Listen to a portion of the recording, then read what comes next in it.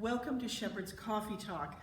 Kathy Smart is back with us. We just love having you on. There's always such great information and words of wisdom. So today we're talking about sleep. Yeah, did you get a good night's sleep last night? Did you really? Because if you didn't, you are in a majority of people, I think. Lots of people struggle with this very important part of being a human being. And especially Kathy at a certain point. Kathy is a holistic nutritionist and personal chef. She's also super wise and has loads of resources. And I just love getting her take on everything because it really is about feeling good in your body. So at a certain point in life, in menopause, that seems to be when the lid comes off for a lot of people and they find that sleep is really lacking. They can't get any, then they're not so good during the day, and then they're tired, and sleep deprivation can have long-term effects on your health. So what's the importance of sleep for us? So the importance of sleep for us is that is when our body goes into the most repair mode. So for individuals that have experienced some stress or they're going through menopause, or let's say they're trying to lose weight, unless you're sleeping, you cannot get healthy. And by sleeping, that's not talking about taking a pharmaceutical and knocking yourself out. We need to get into that restorative sleep. And it's when we're in the restorative sleep, our brains literally clean out. So we're either awake and aware, or we're asleep and cleaning up. That's a quote from Arianna Huffington, Correct. isn't it? Let's talk a little about Arianna Huffington of the She has Huffington quite Post. a story, right? She suffered from sleep deprivation for a long time. She woke up on the floor of her office after having gone down and banging her head on her desk. Yes. And decided when she hit that wall, okay, maybe now I've got the message. This is not working for me, just going on empty all the time. So she calls herself a sleep evangelist. And Kathy, you love her book. I have probably read that book at least 2, if not 3 times. What's it called? It's Sleep called Revolution? The Sleep Revolution by Arianna Huffington. Yeah. And what I love about it too is women, we love to be productive. Yeah. So oftentimes what we'll do, it's how we're wired. So what we'll do as women, if we're working full time or even part time and we have all these things we're juggling, we need more time. So what is the first thing we cut into? Sleep. It's thinking, okay, I can get more done. But the problem with that is the less sleep that you have, the less productive you are when you are awake because your decisions aren't clear. You're making mistakes and then you have to redo everything. And not only that, it has a domino effect on your health, specifically women and hormones. Because if we're not sleeping, our cortisol levels rise. And then we start gaining weight all in the stomach. We start getting panic attacks. We just cannot function properly. Sorry. Well, how many hours of sleep are optimal? Everyone is different. So typically at least 8 hours. In fact, Einstein, I read a fact, Einstein slept for 10 hours a day. Lucky guy. And as funny as that sounds, if you're like me, and when I read Arianna Huffington's book, you almost need permission as a woman that it's okay to have 8 to 10 hours of sleep. And that's why I like to tell people these things. You look at these incredible leaders in our world. Look what they did. Pattern that. But there are, I'm sorry to interrupt, but there's some people who survive quite well without. Bill Clinton was one, right? There's people that say they need 4 or 5 hours of sleep. How are they different, or are they tricking themselves? It hasn't caught up with them yet.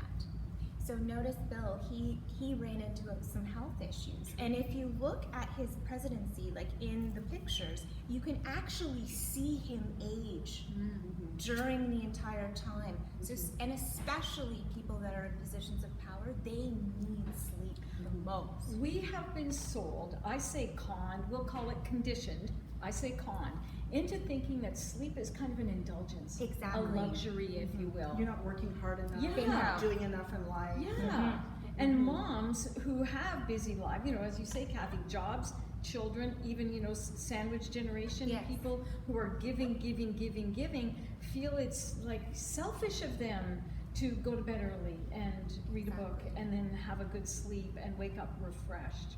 it's medicine, actually. It's medicine. It is the best medicine, and it's preventive medicine. Yeah. Preventive medicine. And it's interesting too, a lot of people almost wear, oh, I'm so tired, I've been so busy, as this badge of honor. Yes. I only slept for 3 hours last night. I was up. I know, Trojan. Yeah. Exactly, like, oh. Give me a medal. So we're not going to do that anymore, specifically women and men. So I have 5 easy tips. Okay. 5 easy tips. Let's do the tips. Because I was going to say, it's great to say you need 8 hours of sleep, but a lot of women can't get it, and it's not because they don't want to try it, they just can't get to sleep, or they wake up in the middle of the night. So exactly. Your tips. So my tips are, it's really getting at to the reason why you're not sleeping. Right.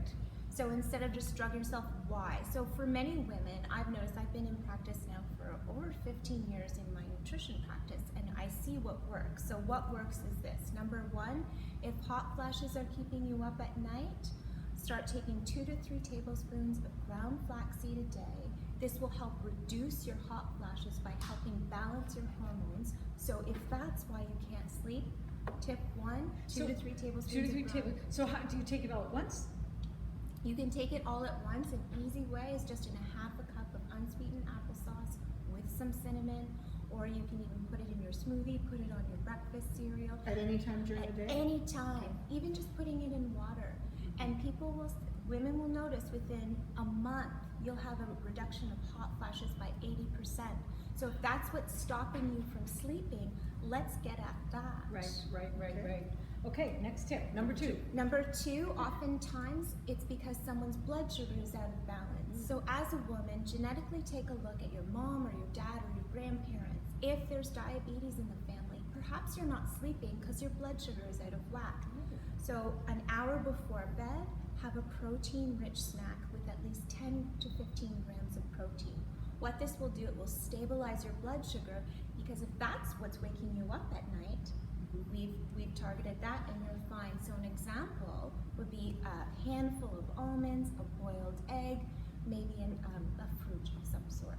This is what we don't think about. No. We don't think about how food and what's going on in our metabolism can impact. We're looking for those sugary snacks. Well, Yes. Chips and popcorn and Yeah. chocolate at night. Right. Exactly. No. Tip number 3, Kathy. So tip number 3 is sage.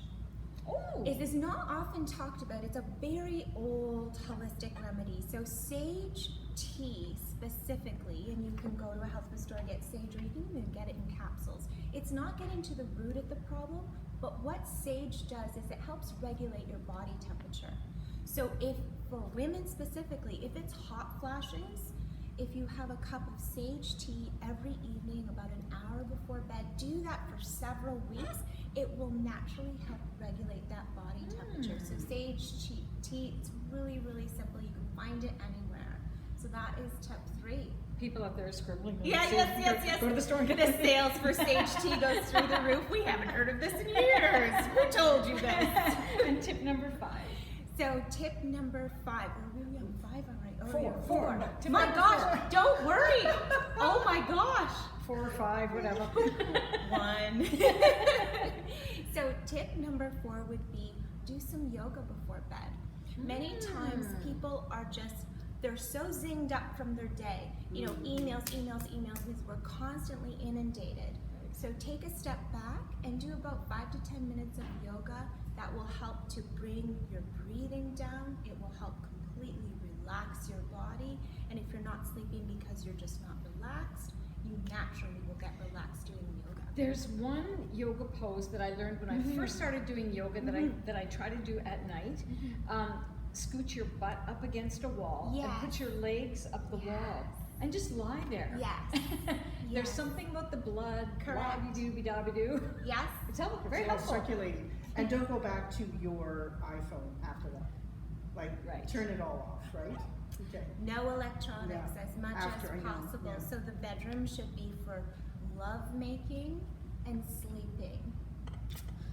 She said it. You heard it here first. Okay, now time for tip number 5. Tip number 5. Tip number 5 would be my favorite because it's a very quick way to get someone sleeping, and that's magnesium. So magnesium, you want to have 200 milligrams of magnesium citrate in either a liquid or a powder form an hour before bed. Magnesium's a mineral, it's very deficient in our soils. It naturally helps to relax your nervous system. Also too, if constipation is an issue, magnesium hits constipation, helps with constipation, helps you to relax and sleep, and you sleep like a baby. It's amazing. I've taken this advice, yes, you've taken and I take magnesium liquid with calcium at night, about an hour before bed. I do sleep really well with it, and you can just feel your body calming down. It's so nice. Kathy, smart. Lots of great tips. Great advice. Hope this was helpful. Yeah. If you have questions about your sleep or comments you want to make, please jump in on the conversation. We'll get Kathy in on it too. In the meantime, enjoy your day.